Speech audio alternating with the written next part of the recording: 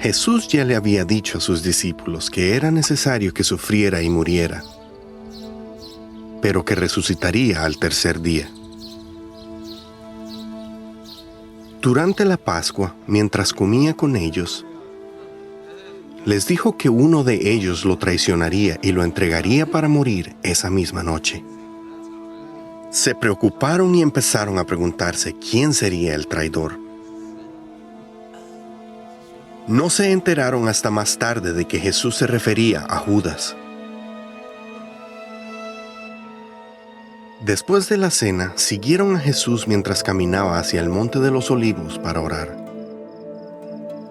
De repente, llegó Judas al frente de una multitud armada con espadas y palos. Era una turba de sumos sacerdotes, policías del templo y expertos religiosos.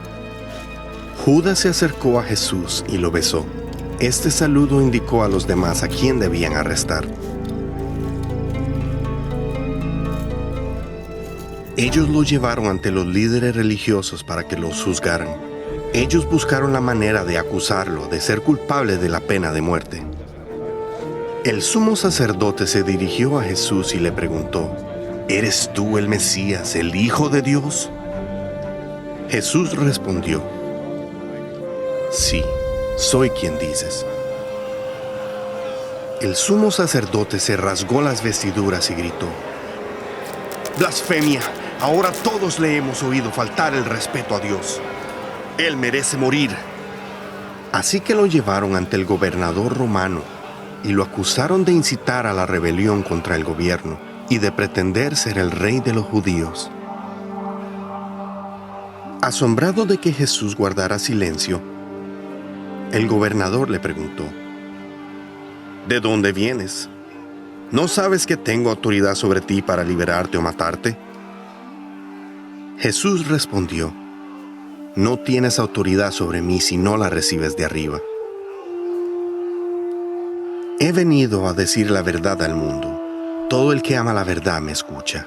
El gobernador le preguntó: ¿Qué es la verdad? Él declaró a Jesús inocente, pero una vez que la multitud gritó: ¡Crucifícalo, crucifícalo!, entregó a Jesús diciéndoles: Su sangre está sobre sus cabezas. Los soldados romanos lo tomaron, lo desnudaron, lo golpearon y lo azotaron. Luego lo obligaron a llevar una cruz de madera por la ciudad hasta el lugar de la crucifixión. Una gran multitud le siguió durante todo el camino, incluyendo mujeres que lloraban y se lamentaban con dolor. Cuando llegaron, los soldados lo pusieron en la cruz. Le clavaron las manos y los pies en el madero y lo crucificaron entre dos criminales, uno a su derecha y otro a su izquierda. Y pusieron un cartel que decía: Este es el Rey de los Judíos. Los soldados y la gente de la multitud le gritaban, maldiciendo y burlándose de él. Pero el Mesías levantó la cabeza al cielo y dijo: Padre, perdónalos porque no saben lo que hacen.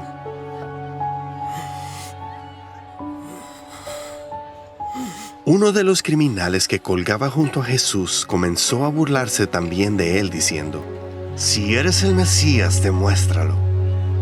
Así que sálvate a ti mismo y sálvanos a nosotros contigo. Pero el otro convicto le gritó al primero: ¿No tienes respeto por Dios al morir? Tanto tú como yo merecemos ser ejecutados, pero él no hizo nada malo.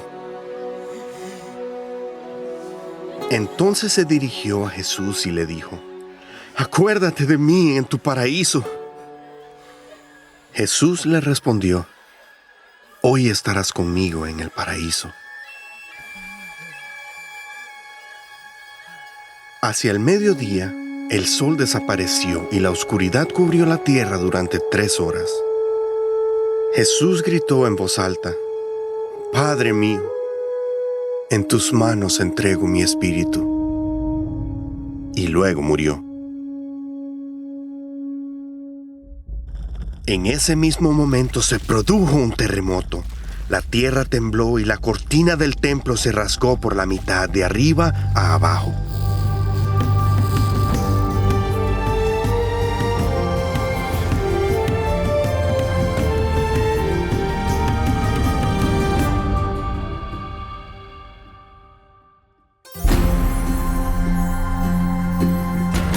Una de las acusaciones del líder judío contra Jesús fue que se describía como hijo de Dios. ¿Era esta una relación biológica o en algún otro sentido? Jesús tenía el poder de evitar su crucifixión. ¿Por qué crees que eligió morir? ¿Cómo sabemos que la muerte de Jesús no fue una coincidencia y no vino como una sorpresa? ¿Cómo pudo Jesús prometerle a un criminal que se reuniría con él en el cielo cuando no tuvo tiempo para hacer buenas obras ni de vivir una vida obedeciendo a Dios? ¿Cómo es eso posible?